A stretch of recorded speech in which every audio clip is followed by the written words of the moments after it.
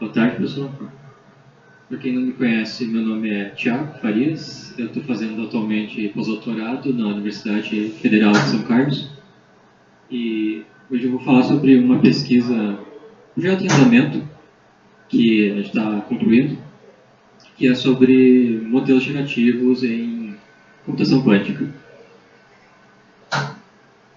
Então, modelos gerativos é algo que está ganhando muita atenção na última década e aplicado em mecânica quântica, computação quântica, ele vem começando a ganhar alguma atração e aí tem potencial de dar bastante frutos.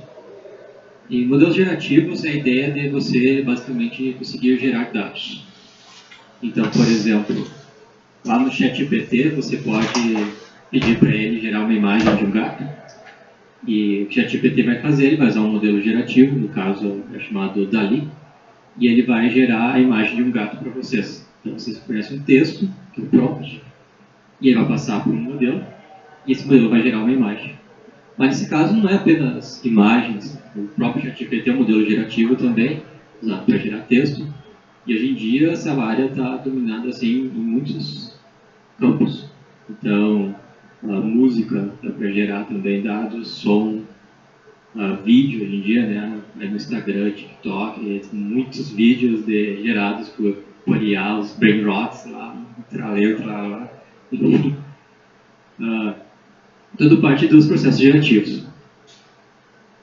E na última década, várias propostas de vários métodos de modelos gerativos foram desenvolvidos. Então, por exemplo, um dos primeiros foi os chamados autoencoders variacionais. Logo depois também teve as redes neurais adversárias, flow-based models também. Então são todas técnicas que podem ser utilizadas para conseguir fazer a geração de dados. Mas nos últimos anos, um outro modelo começou a receber bastante atenção, que são os modelos de difusão. Eles hoje em dia são bastante usados porque eles são o estado da arte na geração de dados. Então, imagem, vídeo, música, é tudo modelo de difusão. Só texto ainda não, que é texto usado em modelos autorregressivos, como o ChatGPT, o YAML, por exemplo, por causa que texto são dados discretos e modelo de difusão são os adequados para dados contínuos. Então, imagem é um modelo aproximadamente contínuo, então ele é bom usar um modelo de difusão. Então, é texto como é discreto, você não consegue ter uma metade de uma palavra, por exemplo, que ainda mantém significado. É mais complicado, embora venha sendo feito propostas nos últimos 2 anos de aplicar modelos difusivos também para dados discretos. Então, eu vou discutir para mostrar um pouco para vocês como é que funcionam os modelos difusivos. Esse trabalho é baseado nesse tipo de modelo gerativo. E a ideia de modelos de difusão é você tem um conjunto de dados, por exemplo, imagem de gatos, vocês vão ver bastante gatos hoje, e você quer gerar novas imagens de gatos. Vocês podem imaginar que as imagens de gatos seguem uma distribuição de probabilidade, em que você poderia amostrar essa distribuição, caso você conhecesse a forma dessa distribuição. Você pode imaginar que imagens possuem uma distribuição extremamente complicada, que é muito difícil de saber quem é. Então, o que se faz é a gente tentar aproximar essa distribuição de dados desconhecida por uma distribuição aproximada, onde essa distribuição vai ser dada por um modelo parametrizado. Então, a gente usa um modelo, um proxy, para aproximar a verdadeira distribuição de dados, do conjunto de dados que a gente tiver, como, por exemplo, as imagens. O modelo de difusão é dividido em 2 etapas. A primeira é chamada processo Forte, que é basicamente você aproximar, evoluir a tua distribuição de dados para uma distribuição que é fácil de amostrar. Então, por exemplo, uma distribuição gaussiana. Então, a gente inicia com essa complicada distribuição que temos, que a gente consegue aproximar através do conjunto de dados que a gente tem, e a gente vai fazendo perturbações nesses dados até termos uma distribuição que é fácil de amostrar. Então, isso na prática significa que a gente vai perturbar os nossos dados com um processo que consegue destruir informação até esse dado respeitar a distribuição fácil de amostrar. Então, por exemplo, a gente pega uma imagem e vai adicionando, pouco a pouco, o ruído gaussiano até ter destruído completamente essa imagem. que o modelo faz, aqui a gente usa um modelo parametrizado, geralmente uma rede neural, que são boas para aproximar funções desconhecidas. A gente vai fornecer o dado perturbado um certo tempo, então a gente vai adicionando vários intervalos de tempo um pouco de ruído, até destruir a informação. A gente fornece isso junto ao modelo, e o que o modelo tenta prever é o ruído que foi adicionado pela imagem, naquele passo de tempo. Algumas informações a mais podem ser fornecidas para o modelo, por exemplo, o próprio tempo, que é o passo que a gente adicionou ao ruído, pode ser fornecido opcionalmente para o modelo. Não é obrigatório, mas isso ajuda o modelo a saber em que momento ele está no ruído. Outra informação que pode ser útil é chamada contexto. O contexto é quando você tem alguma estrutura a mais no dado que você quer gerar. Então, por exemplo, quando você transforma texto em imagem, o próprio texto, a palavra, por exemplo, gato, ele é o contexto, que vai ser fornecido para esse modelo para conseguir prever esse ruído.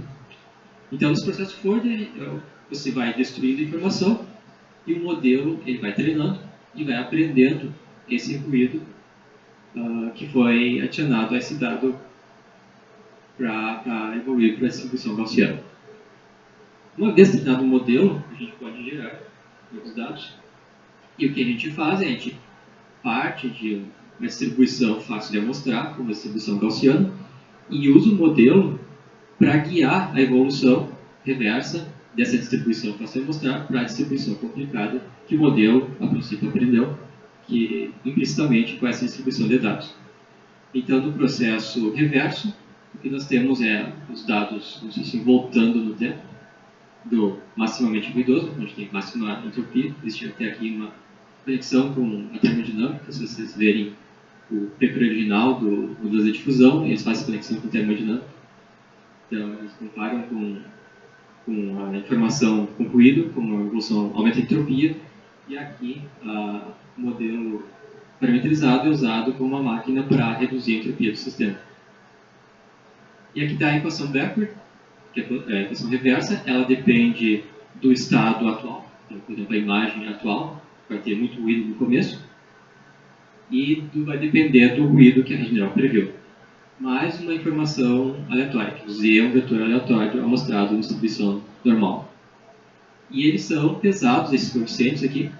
Esses são os coeficientes de difusão, que eles vão mudar com o tempo, de acordo com o intervalo de tempo que você escolheu para evoluir do processo de ruído até recuperar o dado. Então, aqui é um exemplo. Você parte do maximamente ruidoso, vai removendo o ruído dessa imagem pouco a pouco, e à medida que vai removendo o ruído, ele vai evoluir para uma informação que esse modelo também, bem treinado, ele aproxima estatisticamente vai ter a mesma propriedades estatísticas que os dados de treino. Então, por isso que o modelo é chamado de denoising diffusion models, por causa que esses modelos é como se fosse realmente removendo o ruído, então faz processo de denoising. Agora a pergunta é, será que isso poderia ser aplicado em problemas de mecânica quântica também? Digamos que a gente tivesse um dataset que fosse composto de alguns conjuntos de estados quânticos. E esses estados aqui viessem de algum processo, algum fenômeno. Será que a gente poderia criar um modelo parametrizado que aproximasse as propriedades estatísticas desses estados? Se isso for possível, quer dizer que a gente pode também usar esses modelos para gerar novos estados que obedecem às mesmas propriedades que esses estados aqui têm. Então, esse é o principal objetivo do trabalho. E uma coisa que podemos fazer é simplesmente aplicar o modelo de difusão normal, denoising diffusion models, para aproximar a modelos desses dados, e eles conseguem fazer isso. O problema é que o processo é fundamentalmente não físico, porque você vai ter que ficar adicionando ruído aleatório, e esses dados quânticos vão para esses vetores que não têm sentido físico. Realmente, eles não são mais estados quânticos no momento que você simplesmente adiciona ruído gaussiano. Então, aqui a gente está investigando um formalismo onde a mecânica quântica é respeitada para conseguir evoluir esses estados. Então, o equivalente quântico dos modelos de difusão. Então, para construir esse modelo, a primeira coisa que temos que fazer é construir os análogos quânticos do processo de modelo de difusão. Então, enquanto o modelo de difusão clássico, nós temos nossos estados aqui são informação clássica, que é evoluída por um processo que vai até a uma informação de ruído gaussiano. O análogo quântico vão ser estados quânticos, que devem evoluir, então, qual é o equivalente ao estado de máxima entropia. Para o quântico seria estado massivamente misto. Então a gente tem que encontrar um processo que evolui do estado quântico para um estado massivamente misto. Esse seria, se for possível encontrar esse processo, esse seria o equivalente ao Ford. Que a gente poderia usar para treinar um modelo parametrizado. Esse modelo tem que ser estocástico, né? Então, por exemplo, quando a gente vai treinando esse modelo, a gente vai adicionando o ruído e existem várias possíveis trajetórias que ele pode sair da informação inicial e chegar no estado final. A equação de Schrödinger não serve, por causa que ele não obedece à evolução unitária, então não tem como ir para o estado massivamente misto, e nem estocástico também. Então a gente consegue ter essas perturbações. Existe uma equação para sistemas abertos, para lidar com a evolução não unitária, que é a equação de Mestre, de Hildebrand. O problema dela é que ela não é estocástica, é uma equação determinística também. Então ela não vai descrever múltiplas trajetórias aleatórias para sair de um estado inicial e para o estado final. Mas existe uma equação que consegue obedecer essas duas propriedades. E uma delas é a equação de Schrödinger estocástica. Ela é bem parecida com a equação de Schrödinger, então ela tem um Hamiltoniano, só que ela tem uma operação a mais, que são os operadores ruídos. Então, os mesmos operadores que estão presentes na equação de Lindblad, para quem já estudou a equação de Lindblad. Eles é chamado de operadores de Jump também, ou operadores de Lindblad, que a gente chama de operadores de ruído.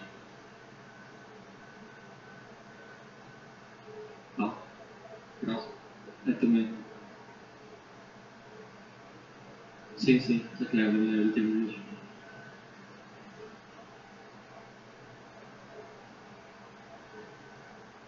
Processo de modelo ruído, exato. Aqui você escolhe, a escolha dos operadores de ruído são as mesmas escolhas de canais quânticos. Então você pode escolher o depolarizing também. Então sigma x, também você sigma z, como ele. Também tem o Hamiltoniano, então o Hamiltoniano controla a evolução, a parte determinística. E o operador ruído controla a parte não determinística, porque tem essa contribuição aqui, esse dw, ele é um valor aleatório, um processo de Wien, então ele vai evoluir essa equação estocasticamente, ao invés de maneira determinística. Não.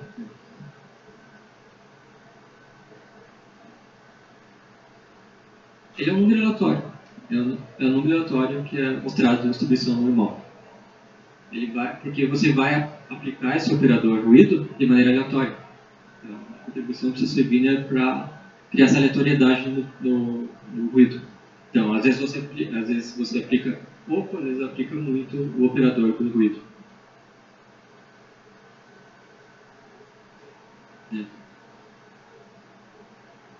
Uhum. É análogo a isso, exatamente, exato. O problema quântico também é um processo de Wien. Você vai ver esse termo aqui lá. Tem um detalhe, que se pegar somente essa equação aqui, a evolução é unitária. Então, ele mantém a pureza do estado. Então, se pegar, por exemplo, a esfera de Bloch, todos os estados puros estão na superfície da esfera de Bloch, e se você simplesmente aplicar essa equação no estado, ele vai continuar na superfície da esfera de Bloch. O estado maximamente misto está no centro da esfera de Bloch. Então, a gente quer evoluir lá da superfície da esfera para o centro da esfera. Então, a equação por si só não resolve esse problema. Só que o que acontece é que o que a gente faz é tomar múltiplas trajetórias. Então, a gente parte do mesmo estado inicial, faz N cópias desse estado inicial e aplica essa equação de maneira independente nessas N cópias. E o estado real vai ser representado pelo ensemble dessas cópias. Então, vai ser representado, enfim, por um operador de densidade, que daí representa, de fato, a evolução não unitária do sistema. E aqui é importante mencionar que quando a gente toma para entre muitas trajetórias, tendendo ao infinito, a equação de Schrödinger estocástica é equivalente à equação de Lindblad. É uma versão microscópica do mestre. Beleza, então agora a gente tem a equação Forte. Então a gente pode perturbar nossos estados quânticos e evoluir para o massivamente misto. E temos um modelo parametrizado para aprender esse processo, para aprender o equivalente ao ruído. No caso, o modelo que ele faz exatamente o ruído é aprender qual é o estado no tempo zero. O que também tem no modelo de fusão clássico, você também pode, ao invés de prever qual é o ruído, prever qual é a informação no tempo inicial, ver se tem uma equivalência entre os dois. Só que aqui não é possível fazer esse análogo ao ruído, então é preferível usar o tempo zero, o estado inicial. De acordo? Eu perguntei a equação reversa, backward. A gente vai sair do estado massivamente misto, a gente quer voltar à superfície desse RD bloco. Como é que faz isso? Essa parte deu trabalho. O que a gente fez foi usar o teorema de Bayes, porque o que acontece? A gente pode aproximar a evolução Ford como se fosse um processo gaussiano normalizado. E com isso a gente consegue, então, evoluir, vai ter uma distribuição normal, que vai evoluir o estado do tempo t menos 1 para o estado do tempo t. E daí, aqui seria fácil de descrever, e aqui também seria fácil de escrever. Aqui vai ter um salto, né, tempo 0 até o tempo t. Mas é possível obter essas três expressões aqui. E obter as três expressões a partir da equação de Ford, a gente consegue usar o teorema de Bayes, então, para obter a equação reversa. Que é essa aqui. A equação reversa ela é bem parecida com a equação reversa do modelo clássico de fusão. A diferença é que, em vez de estar usando informação clássica, você está lidando com os estados quânticos. Aqui o psi0 é a previsão do modelo do estado psi no tempo zero, que é a equação que vai iterar. O psi-t é o estado atual que você está usando. Aqui vai ter um vetor aleatório normalizado e complexo, que seria o equivalente à perturbação estocástica reversa. Seria um SST reverso, como chamar. E lá nós tínhamos coeficientes de difusão que variavam com o tempo, que pesava, né, a contribuição de cada termo durante o tempo. E aqui a gente vai ter esses operadores V1, V2 e V3, que são, na prática, são matrizes que vão ser aplicadas nesses estados aqui também, que vão mudar com o tempo. São matrizes de covariância, fundamentalmente. Elas têm essa carga. Elas dependem do tempo e do estado atual que você tem. Então, esses são termos bastante raros computacionalmente de computar. A maior parte do tempo de consumo na fazer difusão quântica é computando essas matrizes aqui.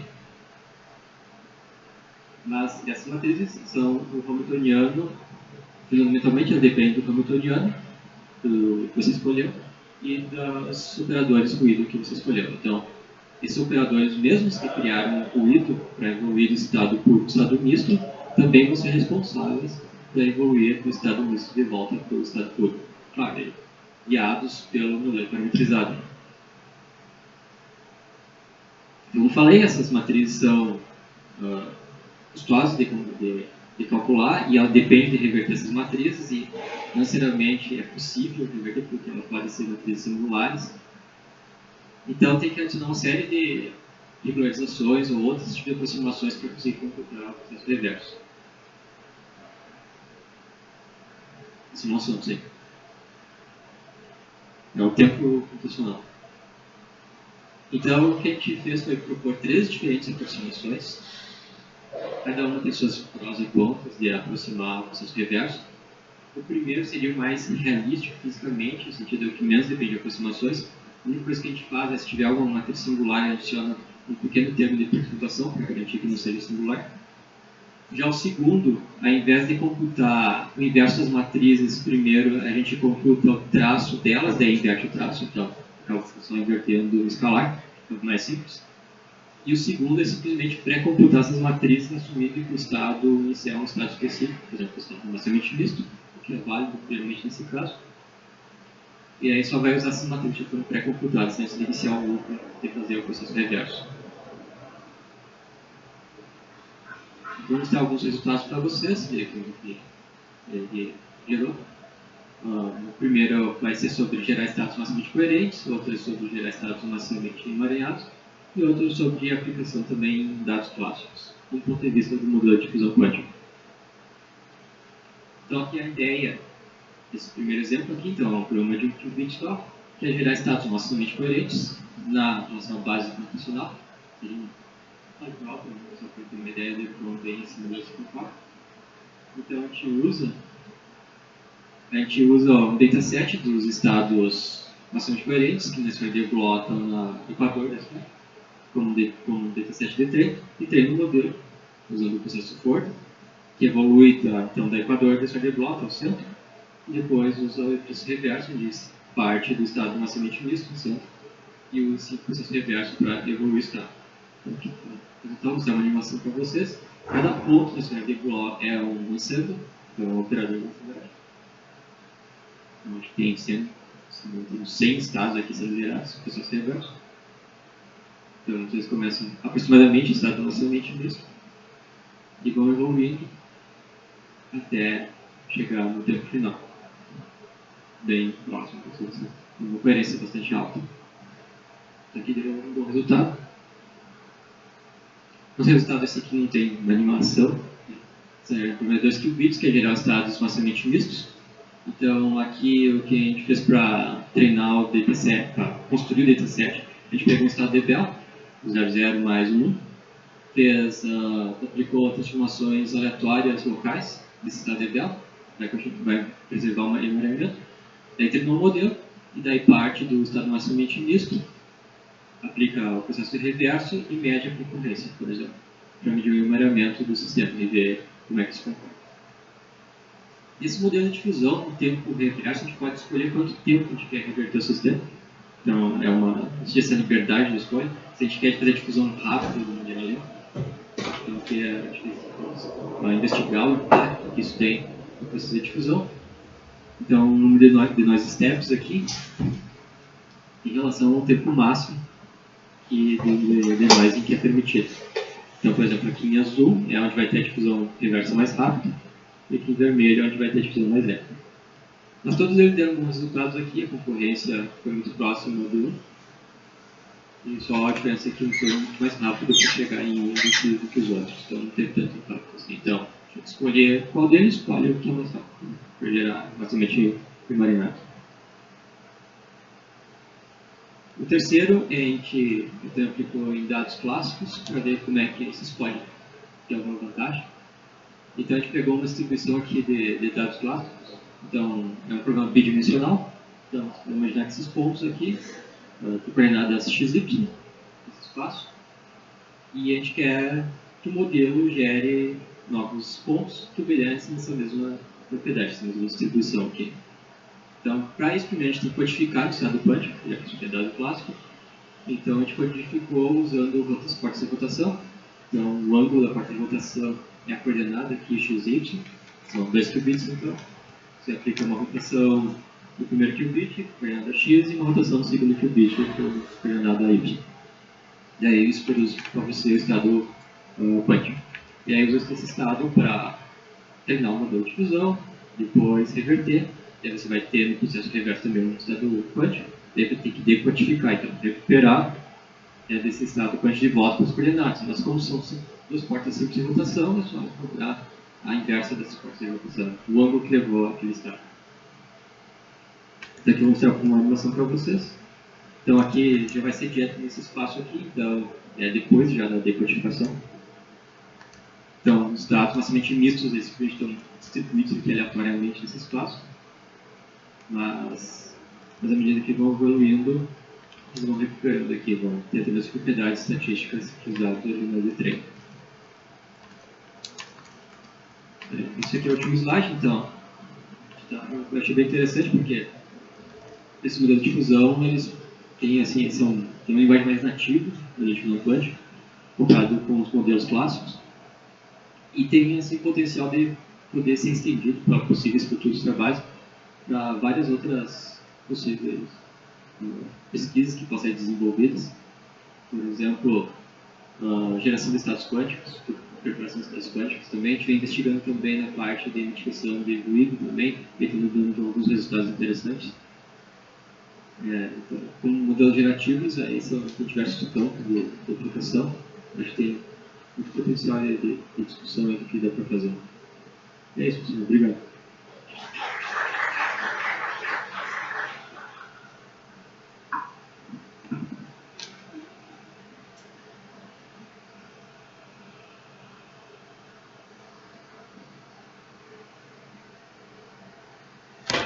Obrigado. Muito bom trabalho. E a primeira pergunta é: os estados que tu usa, eles são vetores ou tu tem, por exemplo, um circuito quântico, um conjunto de portas e tu quer gerar esse conjunto? Os estados específicos? Depende do problema. Né? Nesses problemas específicos, a gente já sabe quais são os estados, então a gente precisa usar um circuito quântico para obter eles. Uma coisa que eu fiz nesse trabalho, como eu mostrei aqui, é que eu usei um circuito quântico como um modelo parametrizado para aprender a difusão. E é possível fazer isso, só que simular ele no modelo clássico é bem mais custoso computacionalmente, por causa que você tem que simular as trajetórias. Então, por exemplo, se for um problema de 1 qubit, aqui nesses dois problemas aqui eu simulei 100 trajetórias independentes. Então você já precisa de 100 qubits. Então não dá para simular classicamente. Então, no modelo clássico, para simular circuito quântico, eu me restringia bem menos trajetórias que isso, usando circuitos parametrizados para simular. Mas é possível. No caso de gerar estratégias de circuitos quânticos, aqui não seria tão útil, mas poderia ser útil se você criar um problema de caixa preta, por exemplo, em que você tem um processo quântico que está gerando estados quânticos e você não sabe que processo é esse que está gerando. E aí você poderia usar um modelo de fusão para tentar modelar implicitamente quais são esses processos que estão gerando esses estados quânticos. E daí você poderia usar um circuito quântico como uma simulação de uma caixa preta para conseguir gerar esses estados. Então, tipo, eu posso, digamos, questão de preparação de estado, considerar que tem uma caixa preta e quero aprender essa caixa preta de modo a gerar um estado específico. Isso, sim. E tu falou que é contínuo, mas impede de ser, por exemplo, trabalhar com portas discretas. Portas discretas. Tipo X, Sinote. Não, isso não tem problema. Quando eu falei contínuo, é no sentido se os dados são discretos ou contínuos. Então, em texto, os dados são discretos por causa que cada palavra equivale a um vetor. Então, digamos, vou pegar um caso simples, né, que o vetor de sim seja um 0 e a da palavra não seja 0,1. O que significaria um vetor 0,5,0,5? Talvez, não necessariamente. Então, os vetores de texto são discretos. Já esses problemas aqui são todos contínuos, então não tem problema de aplicativos.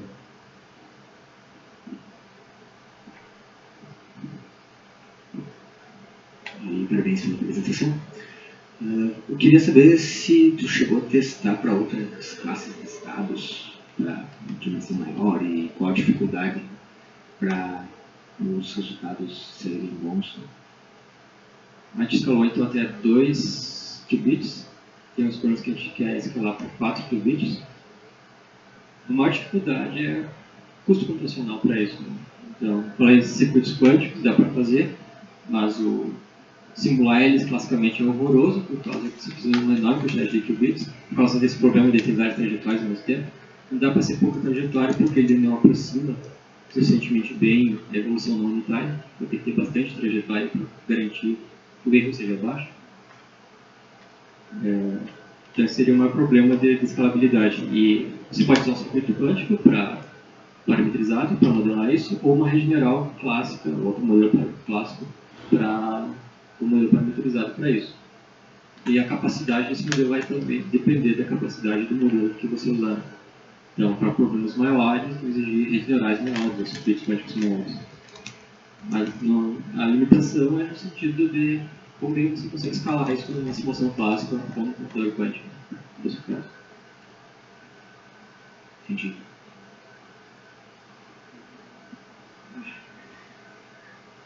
Na parte do quântico, dados quânticos eu entendi, mas por exemplo, esse exemplo aí, ó, que é dados clássicos, Qual seria a vantagem desse método em relação aos que já existem? É algo que a gente está discutindo. Uma possível vantagem, talvez ainda, pode ser que sim, pode ser que não, é que como mecânica quântica trabalha com o espaço de Hilbert, ele é muito maior que o espaço, vamos dizer, espaço clássico, onde está simplesmente os valores reais, por exemplo, a gente lida. Então, e a gente pode ter superposição, tem outros fenômenos aí. Então, a possibilidade é que esses modelos de difusão quânticos conseguem lidar melhor com esse espaço de Hilbert do que os modelos de difusão clássico. Então, uma vantagem é você ter acesso a um espaço maior de dados para você trabalhar. E outra vantagem é que, bom, você perguntou no clássico, né? Mas no quântico, você tem esse framework nativo para lidar com os dados quânticos.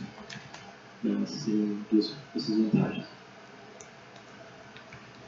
Isso no quântico. No clássico é o espaço maior. Tá, aí, com relação a esse comentário aí, eu, quando estava desenvolvendo aquele trabalho, eu teve uma dúvida. O que tão certo seria isso? Porque a questão da. Quando eu entrei na parte da expressividade, a rede clássica tem uma que tem uma expressividade 2 a n elevado a s.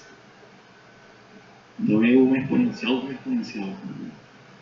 Nesse cenário parece ser que a vantagem quântica não é tão maior quanto a gente acredita. Mas não é toda a rede, pelo menos esse é o caso da rede discreta, esse que tu pode plantear através de uma álgebra booleana e tudo. Já quando passa para esse espaço contínuo, a coisa não parece tão trivial de montar, por algumas razões, mas... E eu acho que é uma das questões que o pessoal de computação clássica tenta botar na frente da quântica. Então,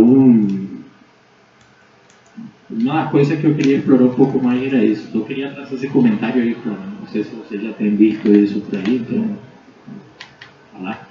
Aí, desculpa aí que eu cheguei atrasado aí na apresentação. Tu está tratando modelos de difusão assim tradicionais, ou seja, esse planteamento de difusão é tipo a lei de Fick, que a gente vê no fenômeno de transporte, essas coisas de massa. Modelo quântico de difusão clássica. Análogo quântico. Interessante. E daí, se tu levar para uma base discreta, outra coisa que eu queria acrescentar também pode ser abordado através da PINs quântica, e tu pode trabalhar com o problema direto e o problema inverso também. Só que a gente levar para o... Ou seja, tem uma equação diferencial e utilizar ela para regularizar aí, né, em cima do problema. Então, era uma coisa que eu comentei que se tem a equação mestra para resolver, tu pode também simular esse tipo de problema. Já vem isso, mas comentário do que pergunta. Esse comentário aí do Said. Eu tenho mais uma pergunta. Eu tenho mais uma... Não, vai. O comentário do Said é bem pertinente sobre quem é melhor, redes gerais clássicas ou quânticas. É uma pergunta em aberto. Bastante gente assim, na área está investigando. Tem uns trabalhos apontando que essa pergunta não se segue, no sentido que ela não é uma pergunta realmente válida. A melhor pergunta é em relação ao que você quer comparar regionais clássicas ou quânticas. Dependendo do que você quer comparar, uma vai ser melhor que a outra, mas se mudar o tipo de métrica que você está usando, a comparação vai ser diferente, acaba a outra sendo melhor que a primeira. Então, por exemplo, no caso de aproximação de funções, problemas de regressão, por exemplo, no caso de variáveis contínuas, usar redes gerais e variáveis contínuas quânticas. Elas aproximam melhor que clássicas se as funções que você quer aproximar têm propriedades periódicas. Já as clássicas são melhores para são sinais discretos. Então, no fim, acaba dependendo do problema. Não necessariamente melhor que o outro, depende do problema específico que você quer aplicar.